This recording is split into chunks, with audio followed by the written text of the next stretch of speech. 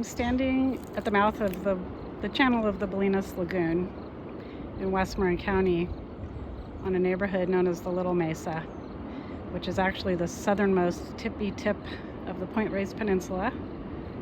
And the Reyes Peninsula is a tectono-stratigraphic terrain. It's being moved by tectonics away from its original source, which is actually the southern Sierra and batholith, Salinian Block material, granitic material, and it is being transported along with the San Andreas Fault for the last 20 million years towards the northwest, along what is now the California coast. And this hill, or ridge I'm standing on, is known as the Little Mesa. And it's much younger.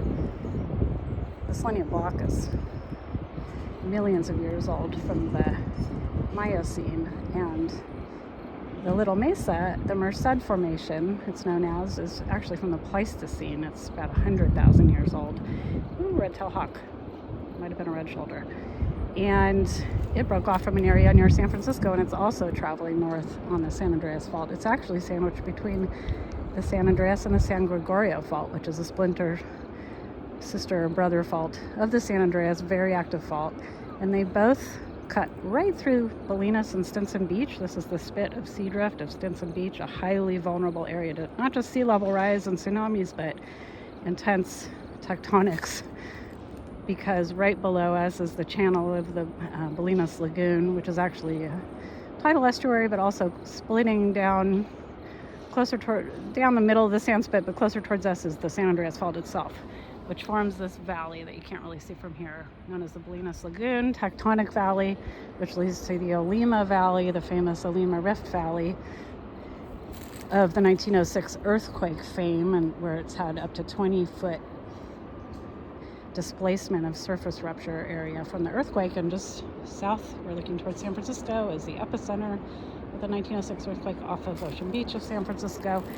And this is a highly active seismic area. There's major faults. The San Andreas Fault being the major component in creating this rift valley, but also the San Gregorio is right behind us. And the San Gregorio and the San Andreas hold the Merced Formation as if it's chopsticks holding a grain of rice, moving it north. We also have the Golden Gate Fault coming in near here. We have several splinter faults, eastern boundary and western boundary, coming up the lagoon. So my kids and I were in the 1999 Bolinas earthquake, which the epicenter was right here on the San Gregorio Fault, a magnitude 5 earthquake. This part of the Reyes Peninsula is uplifting rapidly more than the other northern parts of the peninsula. So these cliffs are really high. It's being pressure lifted basically on other thrust faults, a major threat which run perpendicular to the San Andreas and San Gregorio transverse faults, which are running northwest. So here's also the Bolinas Ridge, which leads to Mount Tamalpais, and it itself is a major blind thrust fault, most likely being rapidly and steeply uplifted, taking up pressure between a multitude of transverse faults which run under this area and out to sea in a northwest direction, laterally along the California coastline, grinding in a northwest direction, causing transpression and transtensional basins that open up, and transpression that causes uplift.